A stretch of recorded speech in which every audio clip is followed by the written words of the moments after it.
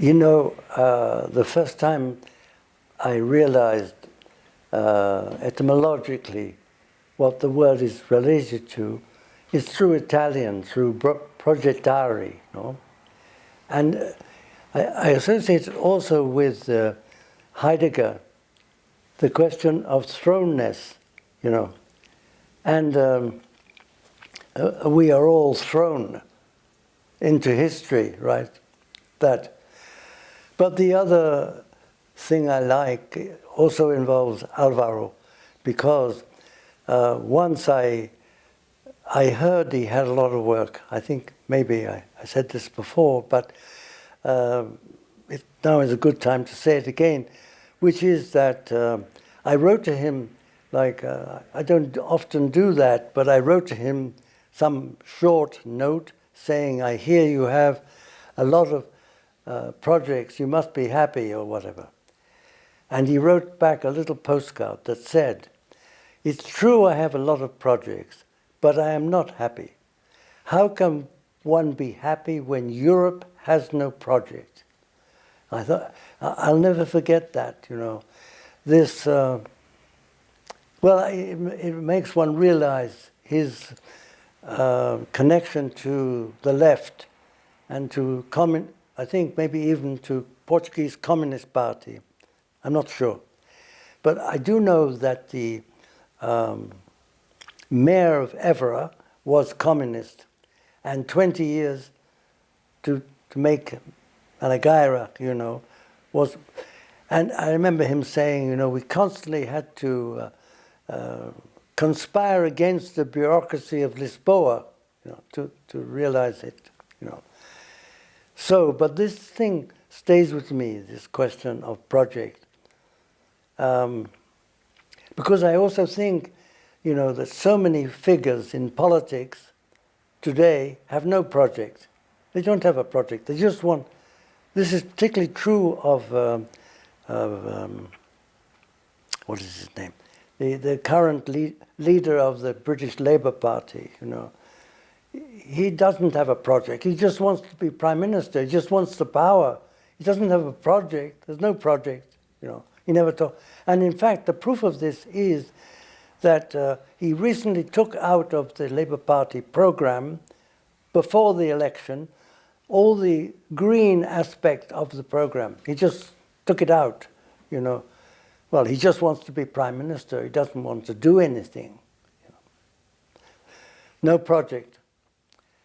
So this is somehow, became important for me, this word, you know. Yeah. I mean, Paris has a particular light which people talk about, you know, that which has something to do with the material, the stone and so on, right? It has a particular luminosity, which I think is not just mythic, but somehow real, that...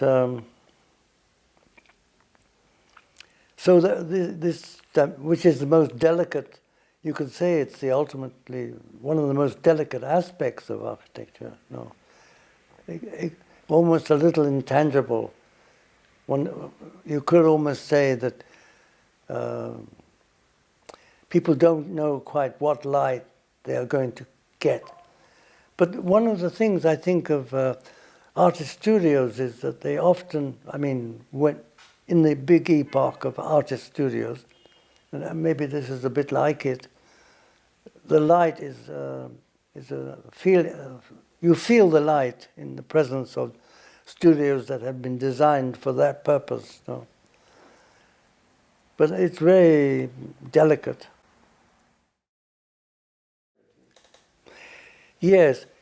Well, it's true, you can, and particularly the athletic stadium, the early work, when, you know, where you have this concrete and the cable going from the concrete and holding up the light metal roof, sort of dialectic between the concrete and the steel. You know, when you feel the gravity in that, looking at you become aware that it's a balance. Involving a balance that reveals the presence of gravity, right? I think it's a big example of that. But somehow his play between the heaviness of the concrete and the lightness of the often the roof also seems to kind of reveal gravity. But recently, I had this. Okay, I mean, it's clear I should not. I should stop saying yes, but I was asked by Luis Fernandez Galeano to write a piece about someone named Jose Maria Garcia de Paredes, and there is a daughter of this architect.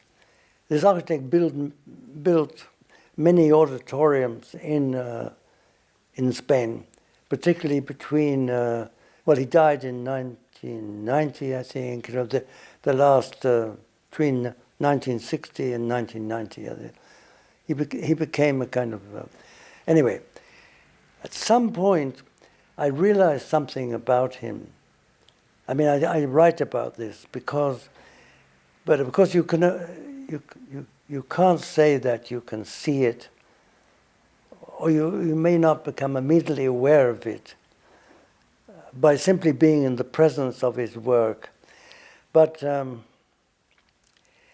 I find it fascinating how it's all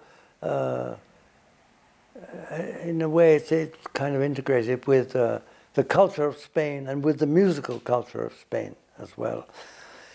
And also with what is amazing, I think, is how it's also interwoven with the history of Spain.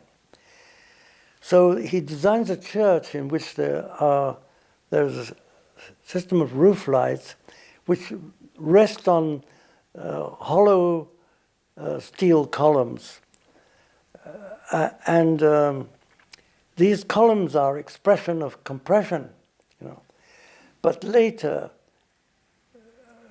not with the church, but with there's a famous Spanish composer called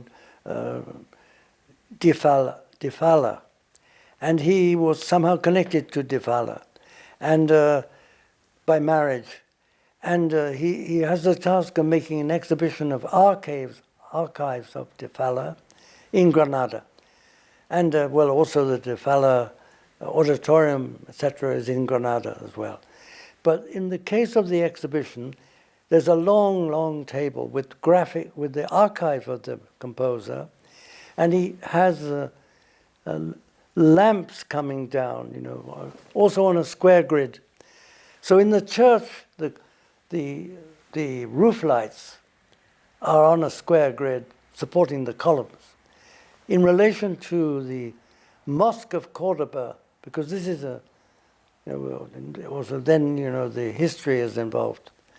But what struck me was, you know, that the space above the exhibition was striated by cables holding the lamps low over the archival material, you know. So it's incredible. I mean, I suddenly realized that the columns activating the space of the church, you know, modeled a little bit on obviously with a reference to the mosque in Cordoba. But the cables coming down over the exhibition was something very similar between these two things. But one is an expression of compression, and the other is an expression of tension, you know. So, yeah, maybe one very aware of it, you know, that it's also it's amazing how he, because of the moment in which he became an architect, with a big influence of Italy, well, you know, was always a bit moving between being he never thought of himself like that, but moving between being industrial designer and being architect, you know, this kind of. So even these two works almost also, they're playing with gravity, compression, tension, but they're playing also with architect, industrial designer almost, you know. Interesting man.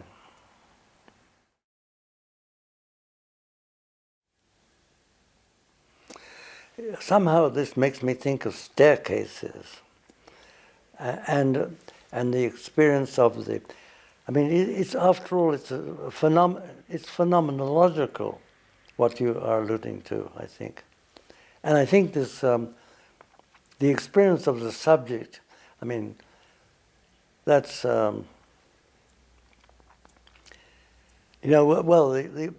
being conscious of what it is that the subject can potentially experience in a space. I think that involves different senses and different. Anyway, I think your question is oriented towards a kind of phenomenology of architecture, and one of the things it makes me think of is staircases, and also the experience of the body moving up a staircase, and the sense of the movement of the body in relation to the stair somehow has a time dimension. I think I would say that you feel, depending on the stair, of this passage through space, but also through time a little bit. I think it takes you sense the movement of the body. Maybe it is the body that really makes one conscious of. Well, maybe human movement is always kind of has a temporal aspect, so maybe stairs emphasize that dimension, and therefore time. Yeah. I think that understanding what is the potential of a place and in relation to a certain task is something that one needs to somehow arrive at understanding what is the potential of the place, but you can't sort of separate that from the task in a way, and so maybe the beginning is connected to that realization of the potential plus the task together, so that you have an idea that this is possible here, and is probably maybe the right thing. And but is that what Khan really meant? Immediately that idea. Okay, I try to respond to the question, but is that what he really meant about beginnings? Yeah, I don't know. I can't answer that, really. Yeah, I'm asking myself the question, is that what he really meant by... because you have the feeling a little bit with him, I think, that there is a kind of trope that he has a kind of trope that comes to his mind or is always in his mind in a way. And therefore it's always another beginning, in search of the realization of the trope, although it would be difficult to say, but what exactly was that trope, But it's very much embedded in history of architecture, I think. Yes, and I think for him is a question of what is the problem? What is the task in a way? And so he really does, I think, say that. But then the other thing I think that's interesting is that he can draw the site he draws the site almost deliberately in order that the site, well, it's a little bit again, there's something Kahnian about that, because, what the building wants to be, and with Alvaro is what the site wants to be, right? This is an aspect of his, I think, So, I'm sure it's true, I know it's true what he said about The idea is already in my head before I go to the site, right? Yeah.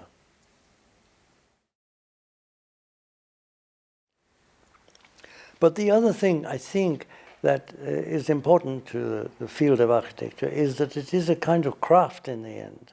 It's related to craft and to making, even though the scale shifts.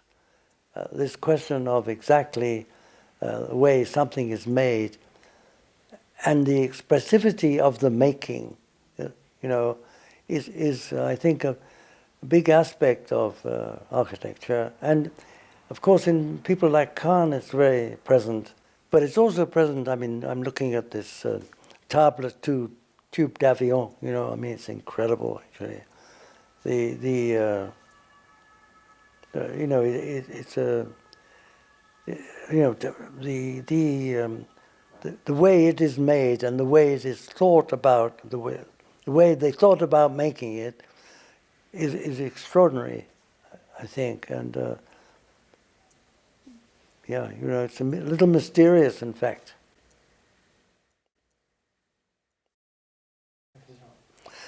Well, I didn't have... well, I mean, I don't know how to answer because, I mean, I had personal relationships with engineers, which was always good, actually. I mean, that is, they were always at their best, They were always very interesting people, very also cultured. They were structural engineers, I think. I mean, I met the illustrious Ove Arup, for example. In fact, 1950, students in the Architectural Association were taught steel by Felix Samueli, who had come from Germany. And I think he even brings with him, the technique of welded steel. I don't think there was much welded steel in Britain before, not in relation to architecture anyway, before Samueli. Arup taught us concrete and Samueli taught us steel, such as architects get taught anything about this. And the reason why they were doing that is quite clear, because they quite rightly thought, well, some of these guys are going to make it and they will need an engineer, And Samueli taught a course about selection of structure. I don't remember so clearly Arup's, I don't remember his input so much. Extraordinary personality. But anyway, my relationship to engineers, I mean, I have, good structural engineers are they're often very close to architects anyway. And they have a lot of culture, I find. There's a British engineer who's no longer alive, named Frank Newby, who was an engineer for many buildings by James Stirling and so on, who was a very cultured person. But equally so was Peter Rice, who was an important engineer on the Centre Pompidou, absolutely extremely close to Renzo Piano, And when Rice died, Renzo was very upset about also how to go on without him, Yeah.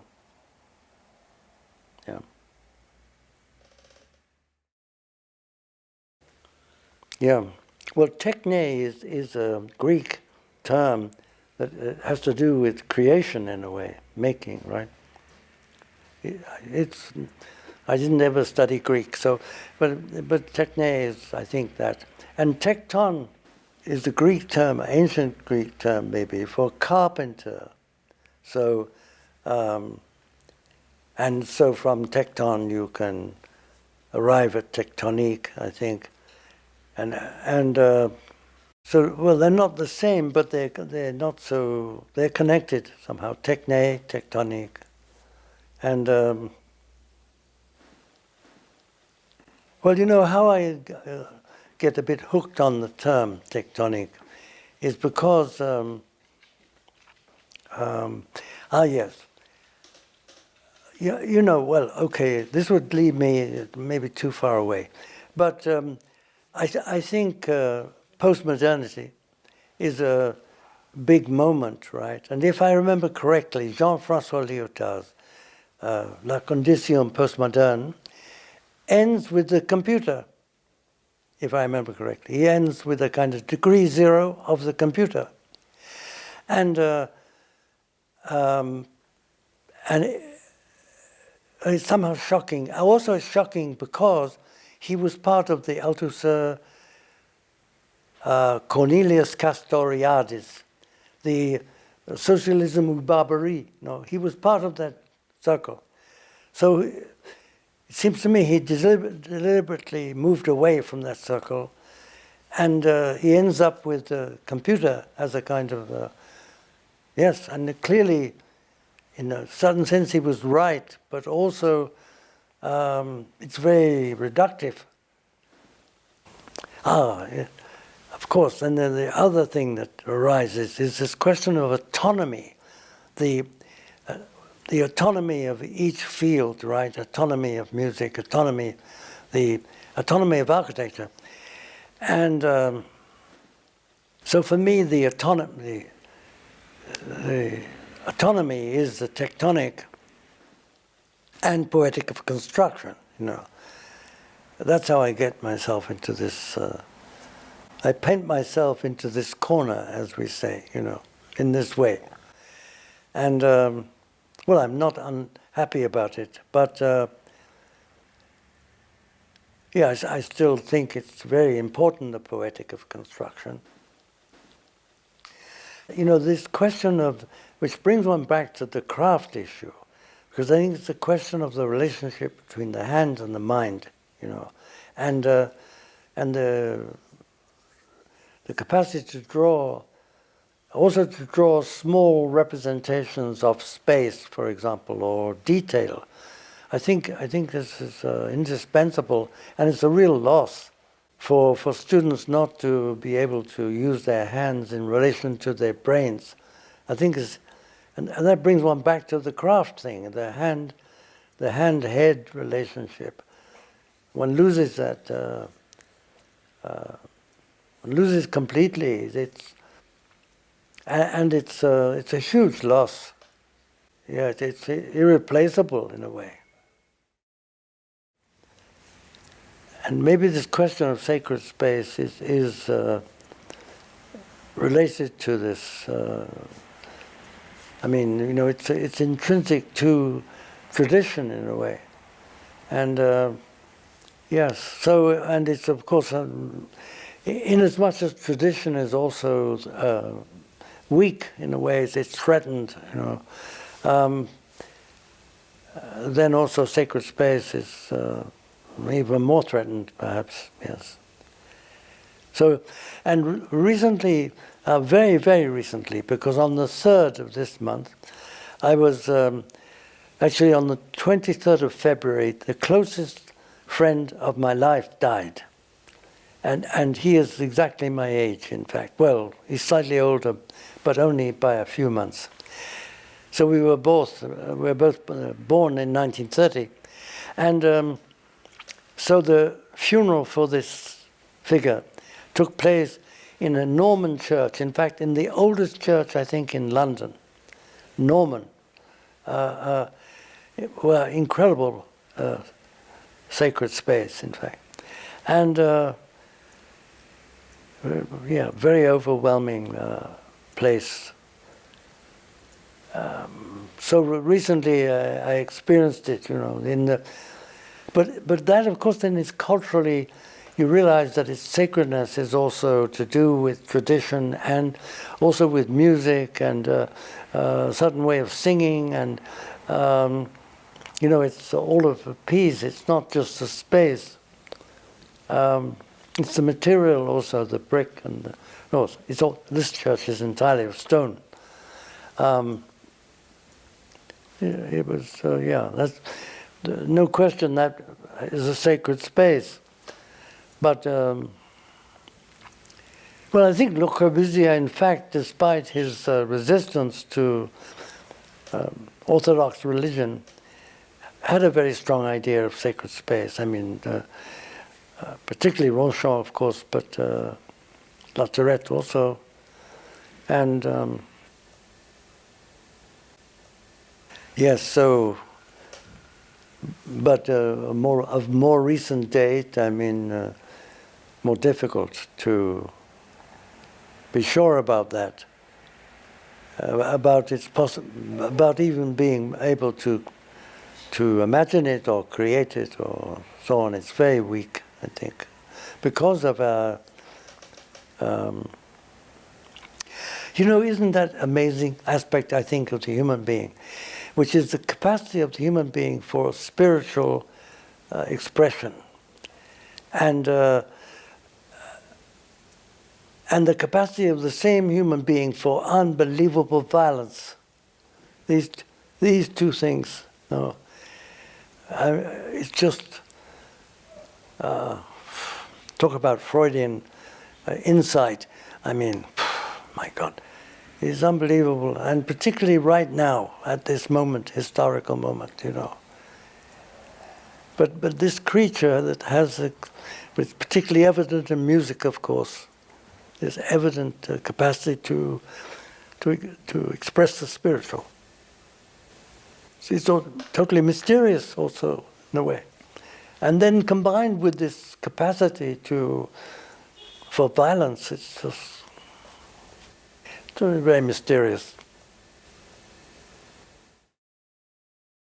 Yes, and not so long ago I heard Renzo Piano give a talk, and he opens it with this issue about no one talks about beauty anymore, But it was kind of very ironic because at the same time he uses an image which is somewhat narcissist, because it's an image of the Mediterranean and of his own yacht and of himself as a much younger person, So the image, when he talks about beauty, is himself as a much younger person on his yacht on the Mediterranean.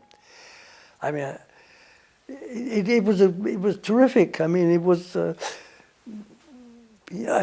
sort of shocking, but also kind of beautiful. I mean, yeah, well, then we come back to beauty. I mean, yeah, that's how, I don't remember the way he develops the lecture. Finally, it's the opening, it's the beginning, it's the very beginning I remember, I don't remember exactly what did he do with that, But,